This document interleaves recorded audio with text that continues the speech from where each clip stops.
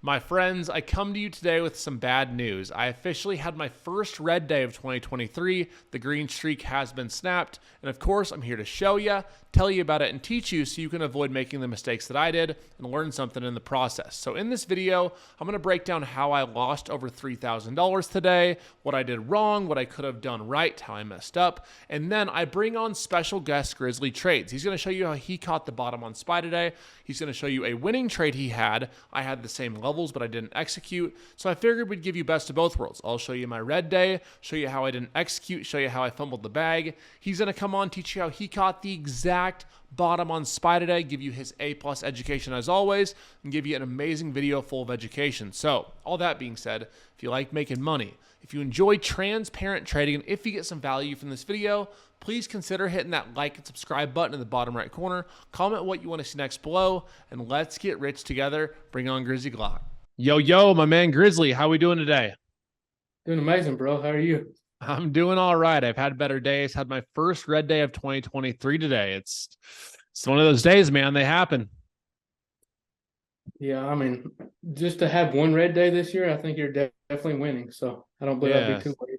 So I wasn't quite on your level today. So we're making this video. I want to go over my red day, the red trades that I took, how I absolutely fumbled the bag, fumbled my trading plan, and how you caught the bottom once again on SPY live on Voices. This has become a recurring trend. So I want to go through that, your winning trade, and of course, my losing trade. So appreciate having you here. And let's get right to it. So my main watch off the open today. Now, this was a good example of having great ideas, but terrible execution. In the Discord, I had two main watches. I had 4-way area for a bounce on calls for SPY, as you can see here, and a 190 to 192 area bounce on Tesla, as you can see here as well. And it worked out to perfection. My execution, not so much. So looking at this chart, as you can see here, I lost $3,500 on Tesla today, made $348 on SPY. So I ended up losing a little over $3,000 on the day. Now looking at this chart, everything looking back on this looked bearish. We had this symmetrical triangle here. However, we were holding this support down here with these lower highs, which could technically be, thought of as a descending triangle as well, looking at this bottom support with these lower highs right here as well. So looking at this right around this like 820 mark, if we go to what I was watching at the time, the 2-minute chart, of course, as well as the 5-minute chart, those are the two that I watched mostly intraday. Let's pull that up real quick. We look at this around this bottom around like 193, 192.8, right around here is where I got long. Now, looking back, it makes no sense. I got impatient. It was not a good trade. If I would have just waited till my 192 to 190 area, which was my literal plan from the start, would have been a beautiful trade, had price action to back it up, had a nice pin bar down here and a nice reversal. So I got in right around here on these lows, thought we were going to reclaim. I was green here, came down, green here again. And on this kill candle down is where I cut this trade right around here. I didn't want to have a big loss. Actually, it was a little lower than that. Didn't want to have a big loss. Didn't want to let it get out of hand. So I cut it, had solid risk management. The trade looked decent from when I was looking then. Looking back, terrible trade. And it was just one of those days where you execute badly. This is my first red day of 2023. I'm up over $255,000 this year so far, just between January and a few days in February. And I finally had a red day. Not red trade. I've had lots of red trades. Finally had a red day. And, it's come to that time. So it was a bad trade. Looking back, we had the support here, turn resistance, should have taken a retest on this and followed this down. Didn't work out. Also could have looked at this break of this symmetrical triangle here for this breakdown here. Didn't work out. Or finally could have just watched my original plan, which I had marked out pre-market, taken my bounce down here, been patient, and would have seen a very nice return on that nice move up. So that was my losing trade. My winning trade was actually down here kind of with you, Grizzly. It was around this like 408 bounce. So that was my main watch, was a 408 to 410 bounce. Why did I like that? Well, we have this 410 resistance, turn support. If we look even closer, we had this last big wick up here before this drawdown and reclaim was around 408. So I wanted to see this area act as our support, act as somewhere where we'd come down, see some demand. That's exactly what happened. However, I took it extremely light, right after that Tesla loss. And I was like, you know what? I'm not in the right mindset to trade. I just took this loss. I'm not feeling it today. Cut it short, was already in super small, and accepted my red on the day. And I think that's a big lesson that a lot of people can take and I can give you from this red day, is that I had people, on Twitter, on Instagram saying, Jdun, just stay in the market longer. You can claw back. You can pinch some pennies out of the market. And what I've found through my time of trading, and I'm sure Grizzly will contest to this, is that if you are red and you sit there thinking that you have to get green, you have to take more trades, you have to make that money back, you're going to end up a lot more red. You ever had that happen to you, Grizz? Yes, I have. I have found if I trade past noon, I end up giving profit back. So that's why I'm usually done. I'm usually done but like 10:30, 11 a.m. I'm done, So and that's honestly the best time. And like, with that, with that expanding on that, it just prevents over trading. And yes, I could have potentially, hypothetically, sat around and found some more scalps and trades in here, but it's not worth the principal, in the process. It's process and then profits. It's principal and then profits. I was red in the day. I accepted my loss. I made a dumb trade. I accepted the consequences of that, and I move forward to the next good trade. I don't sit there and try to force trades. Being red's a part of the game. Losing trades are a part of the game. So I accepted that. It's my first one of the year. Still up very nice for the year. Have a nice cushion. And I'm looking forward to moving forward and being on a better note tomorrow and the rest of the week. So with that being said, small losses overall, big wins. I'm going to hand it over to Grizzly now so he can show you how he caught the bottom on SPY, literally the tippy bottom right here. Had a beautiful trade for the team, live trading. He's going to give you all the education and more. Let's go. Let's do it.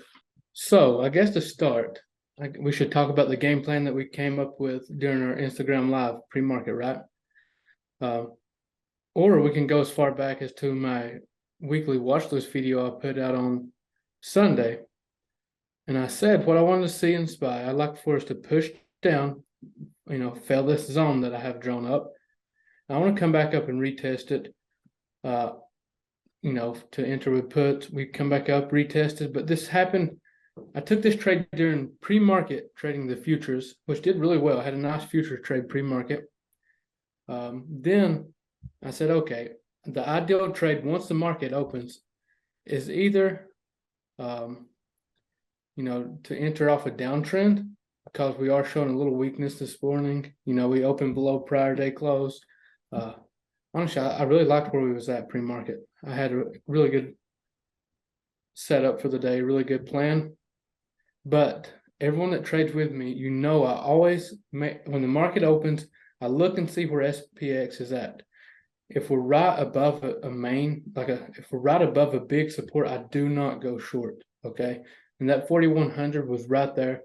So I immediately switched up my game plan too. I said, okay, I want to bounce that 4,100 for calls, and I want to play it back up to this zone and possibly that 411 area. At that point, let me go to the 5 minutes so you can see what I was seeing here. At that point, the only reject area I felt the proper risk reward was this 412.3, which is prior day close, which we never saw. But the trade we took was right here, had a little drawdown down to 493. We took this trading SPY options. I do this all the time, trade SPY based off SPX, or I even trade futures based off SPX or SPY, ES in particular. But we just took this nice bounce here. It did take some patience, It tested some people's patience.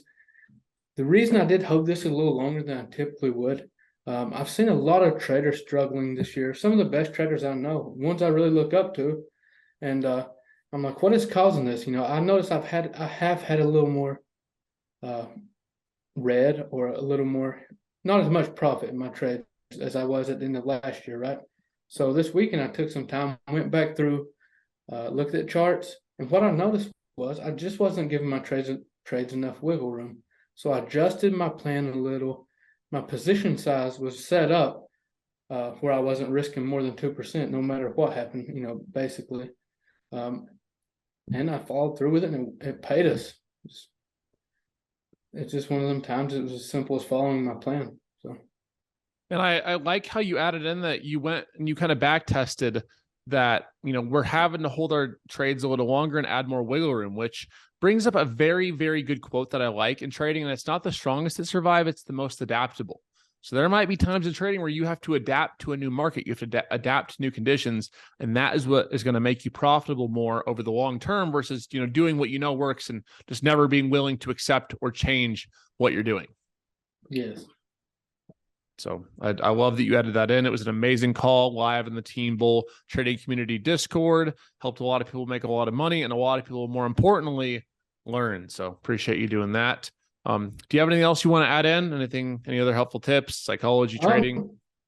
I was really happy on our execution on this trade as well. We held to well above 100% on the contracts. Some people that averaged down even more than I did. My average fill on the 410 calls was around, I think it was 85. But we pulled down to the 60s on them, and some people had the average down in the 60s.